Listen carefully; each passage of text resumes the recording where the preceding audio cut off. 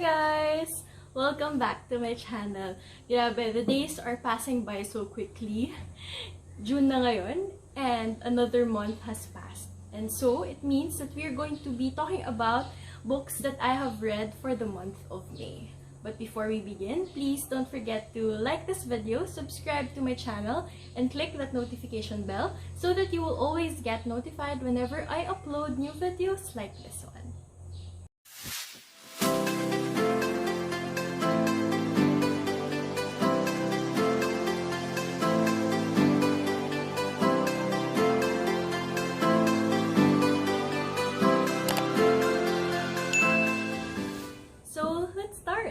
So for the month of May, surprisingly, I was able to finish 10 books. So this is actually the highest record I have for the most books that I have read within a month for this year 2021. And with this 10 books that I have finished for the month of May, I was able to bring up my goal to having read 41 books for the year 2021 so far. And I am doing very well against my full year target of 52 books, so I think I'll be able to definitely read much more than 52. But I think yung 10 books that I was able to finish for the month are mostly kasi the first 2 books that I was able to finish for the month are actually, I started them in the previous months, kaya medyo may headway ako dun. And then, yeah, so I think let's start to discuss which books I actually read for the month. So, for the first book that I was able to finish for the month of May, it's this book. It's The Dreams of Gods and Monsters by Laini Taylor. This is actually the third book in the Daughter of Smoke and Bone trilogy by Laini Taylor. And the first 2 books in the trilogy, I was actually able to read, I think, back in February. And I actually enjoyed the first book very much kasi I think it's very different and it's very unique yung pagkaka-tell ng story niya. But the second book, I didn't like it as much as the first one because it's mostly preparing for a war or a battle. And itong third book, it's actually like a continuation of the second book lang na puro preparation of battle and war. That's why I had to take a break from this book kasi talagang na-bore na ako. And now that I was able to finish it, I really didn't like it. It took me really how many months to be able to finish this because I was not really invested in the war that happened here, and I think I gave this 3 stars lang. But yeah, so I think overall the Daughter of Smoke and Bone trilogy was not for me. I liked the first book, but the second and third book I didn't like so much.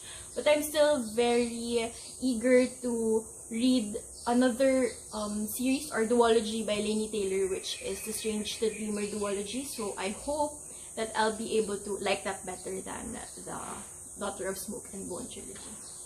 Yep. So after that, I was also able to finish The Stone Sky by N.K. Jemisin. So last month in my April wrap-up, you saw that I was able to finish the first 2 books in the Broken Earth trilogy, which is the 5th season and the Obelisk Gate. And now, for May, I was already able to finish the 3rd book, which is The Stone Sky. So again, very much similar to what I felt with Laini Taylor's Daughter of Smoke and Bone trilogy. I super loved the first book, The Broken Earth. It's really a very different story. The way it is told and the story itself, the use of the magic system, it's very different and very unique. And I understand why it won the Hugo Award. And for the second and third book, the second book, it's still very unique, but I think the surprise factor of the twist at the end of the first book was really wow, that was mind-boggling. But for the second book, I felt like it was more of a bridge book because parang wala masyadong nangyari in the second book. But of course, still the elements of the magic system, the very good magic system, and the way that N.K. Jemisin writes still makes it different from all the books I've read before. And the third book, The Stone Sky, I think all the things that I wanted to be explained in the first two books was actually explained here in The Stone Sky, and it gave us a background and idea why the world came to be in the first two books. So I think this is good. I like the third book better than the second one, but I still love the first one. But I think The Stone Sky is a satisfying ending and conclusion to this Broken Earth trilogy. And now that I was able to read books that are Hugo Award winning, I now understand why they are award winning novels, because talaga it's different. It's very different from all the other books I've read before. So if you want to read something different from the fantasy books that you've been reading, and yung talagang tatamaan ka talaga in your emotions, this is a series that you have to pick. So I think I gave this 4 stars. And then after finishing all my backlog reads from previous months, I then picked up a romance novel, which is The Kiss Quotient by Helen Huang. And guys, I really love this novel, this romance novel. This is about Stella, who is a girl boss who actually has everything. She's pretty, she has the money, she's very successful at her work, but she's not very successful in relationships.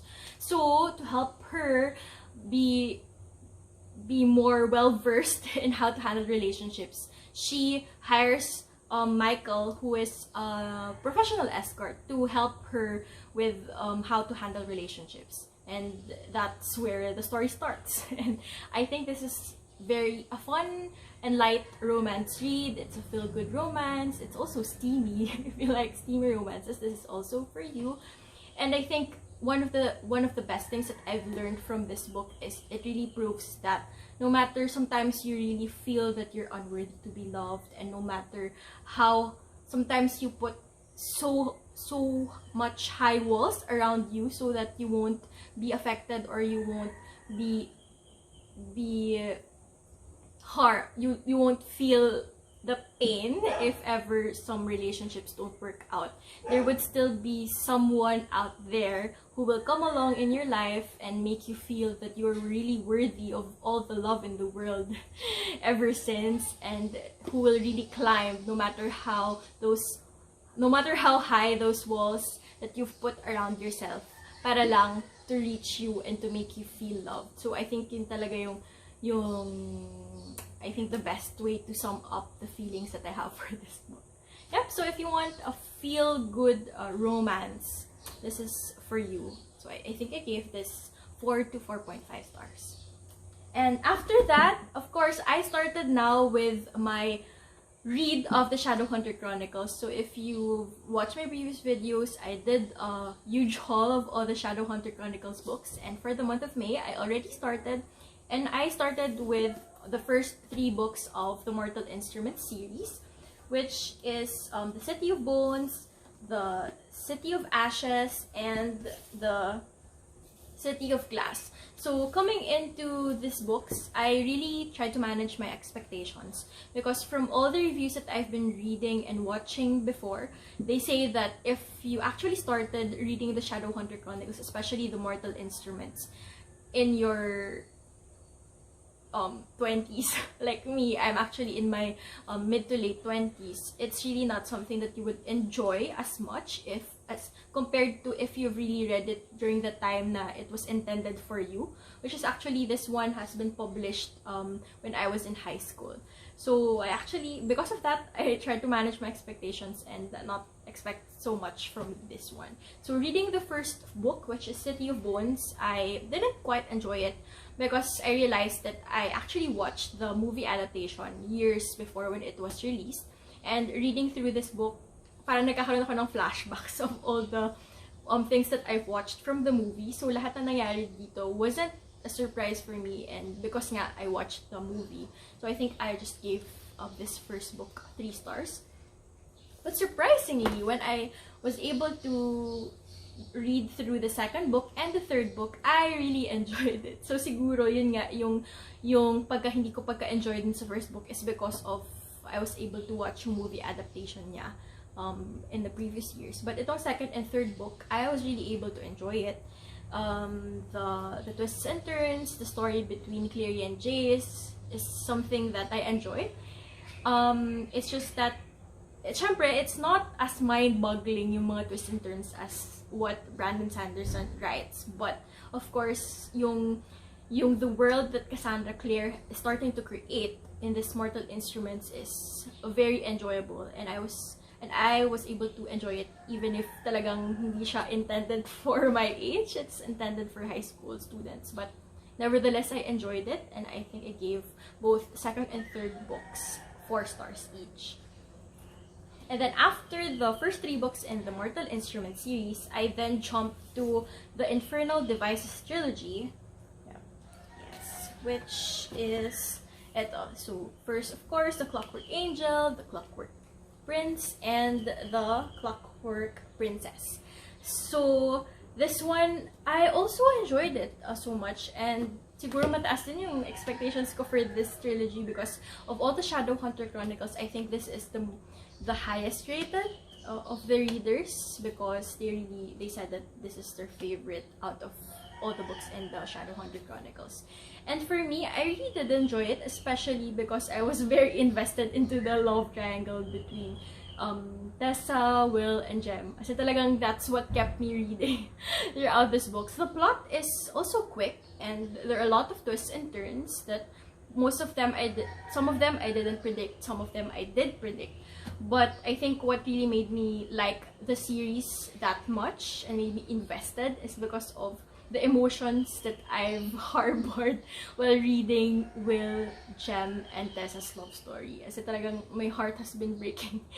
Especially scenes in the Clockwork Prince and Clockwork Princess. Sobrang, di ako naiyak. I didn't cry reading this, unlike most of the readers. But really, my heart was breaking in Clockwork Prince and Clockwork Princess. So overall, for this 3 books, I actually gave them all 4 stars, I think. So it's really a good series overall in the Shadowhunter Chronicles.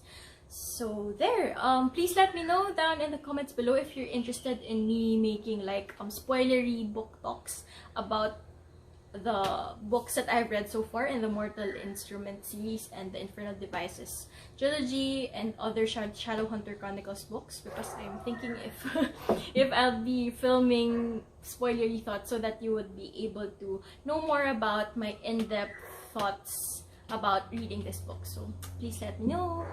And then syempre, after reading this dire-diretso 6 books yan in the Shadowhunter Chronicles world, I felt like I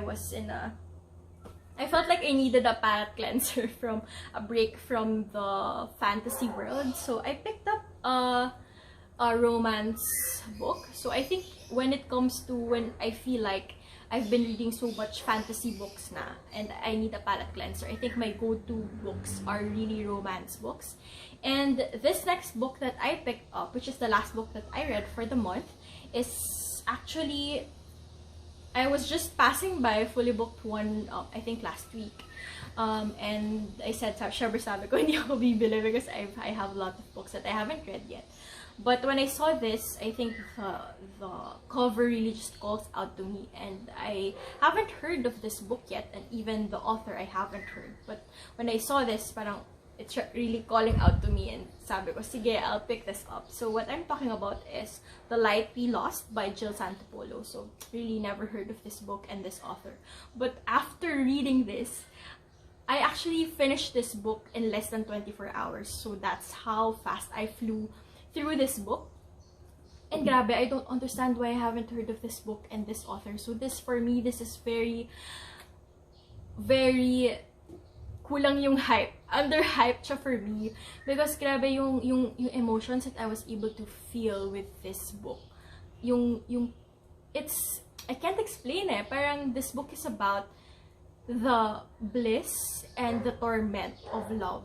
Of loving a person. Yung saya na nadadala ng pagmamahal sa isang tao. Pati yung lahat ng sakit. So parang with this book, with this story, it really shows you that when you love someone with all your heart and you give everything, talagang hindi mawawala na yung saya na nararamdaman mo is really kapartner nun, you would be able to feel a lot of pain then from loving someone. But parang in the end, it's really going to be worth it. So grabe yung sakit ng puso na naramdaman ko in reading this book. And I really cried. I really cried reading this book, especially dun sa ending part. So if you are into those kinds of books na gusto niyo yung masakit sa feeling, this is really a book that you should pick up. So again, The Light We Lost by Jill Santopolo. More people should be reading this, especially romance, those who love romance novels. I think if you love Colleen Hoover, yung mga tama ni Colleen Hoover sa damdamin natin, this is how this book also struck me and my emotions. So I think yung, where can I compare it to? I think Ugly Love ni Colleen Hoover, I think Ugly Love, sobrang sakit din nun for me. The story is not similar to Ugly Love, pero I think the emotions that has awakened in me when I read Ugly Love is also the same emotions or more intense pa yung emotions when I read this one. So yeah, again, if you want a book that will make you cry and make you feel all the joy and the pain that comes with loving, please read this book. Yeah. So yeah, I think that's it. These are all the 10 books that I have read for the month of May. So guys, please comment down below if you've read any of these books, and please let me know what you thought of them, or if you have any other fantasy or romance recommendations that you think I will love, please also comment down below. Yep. And thank you guys for watching today's video, and I'll see you soon in the next one. Stay curious and stay fabulous. Goodbye!